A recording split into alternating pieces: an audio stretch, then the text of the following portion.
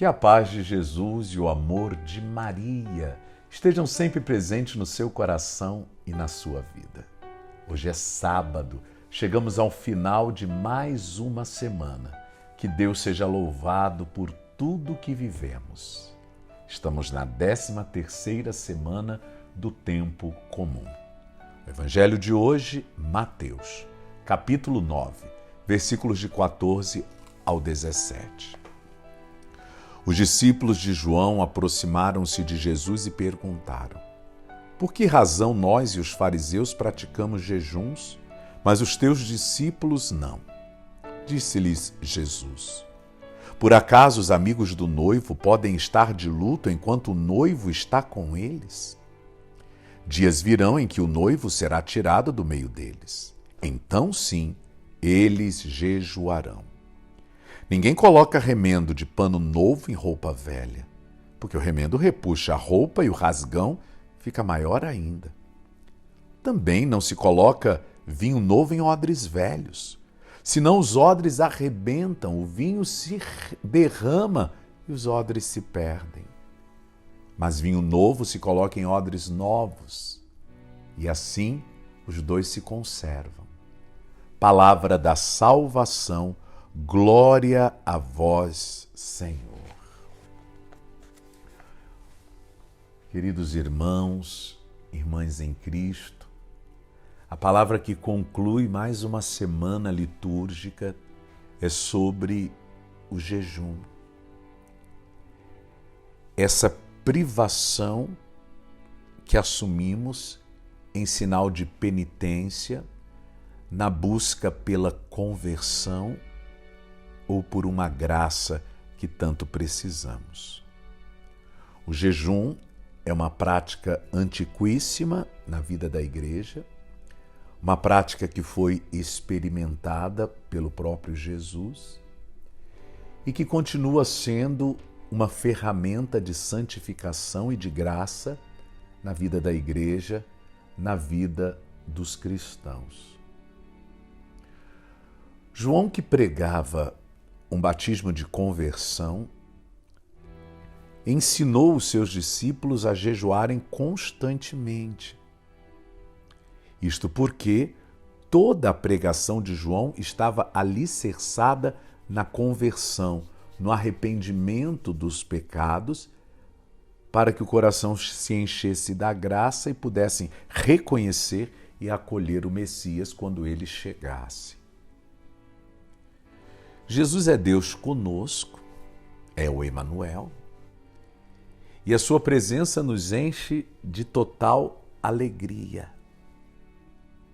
Por isso, Jesus não pede que os discípulos jejuem, porque a sua presença é presença de um noivo na festa do casamento. O mistério da encarnação celebra a união plena entre Deus e os homens. O mistério da encarnação é compreendido teologicamente como a união de um homem e de uma mulher. É casamento, é matrimônio. Deus se unindo por Jesus ao seu povo eleito.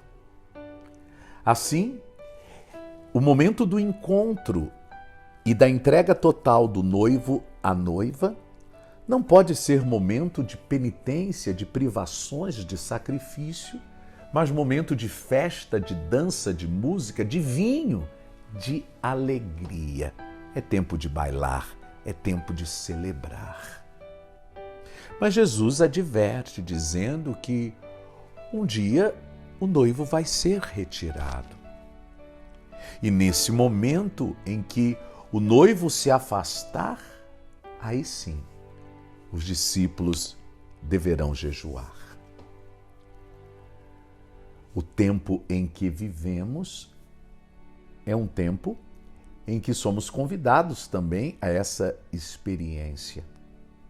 Embora a caminhada litúrgica da Igreja nos proponha um jejum obrigatório na quarta-feira de cinzas e na sexta-feira da Paixão, todo cristão é chamado a jejuar sempre que desejarem, sempre que se virem privados da graça por causa do pecado ou necessitados de uma graça especial. Como disse no início, o jejum é um forte instrumento de salvação, de santificação das almas. Porque esse sacrifício nos une ao sacrifício da cruz e por isso gera graça, gera salvação. Temos os tempos próprios na igreja para a prática do jejum, como o advento e a quaresma. E os cristãos católicos não devem jejuar, atenção a isso, não devem jejuar no tempo do Natal, nem no tempo da Páscoa. Porque para nós é tempo de festa, é tempo de alegria. E quando vivemos o tempo da alegria, nós não devemos, nos furtar com práticas penitenciais.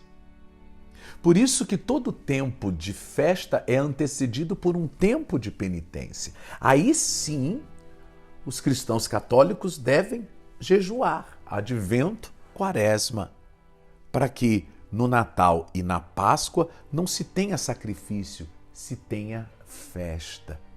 Eu vejo que muitos católicos fazem uma confusão com isso e querem jejuar a todo tempo, a todo instante. Não.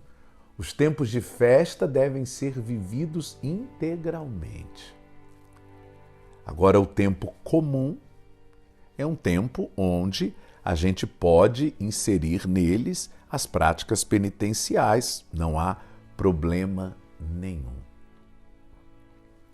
Não devemos colocar um pano novo para remendar uma roupa velha, porque senão o rasgão vai aumentar ainda mais. Como também não podemos colocar vinho novo em barris velhos, porque quando esse vinho fermentar, o barril não vai suportar e vai estourar. Então, quer dizer, não dá para misturar a graça com o pecado. A graça é experimentada por quem se renovou por inteiro. Não dá para buscar a graça, mas insistir em viver no pecado. Ou a graça ou o pecado. Que a graça em nossa vida tenha maior valor e ela possa nos ajudar a sucumbir o pecado.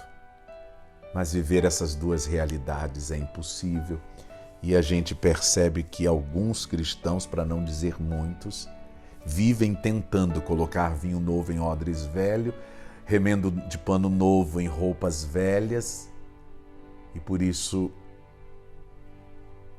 a vida não flui, principalmente a vida de fé.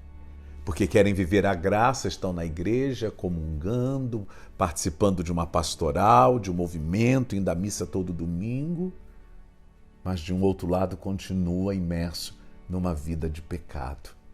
Essas duas vidas se chocam, não se harmonizam. É como se vivêssemos uma vida dupla, tivéssemos duas caras.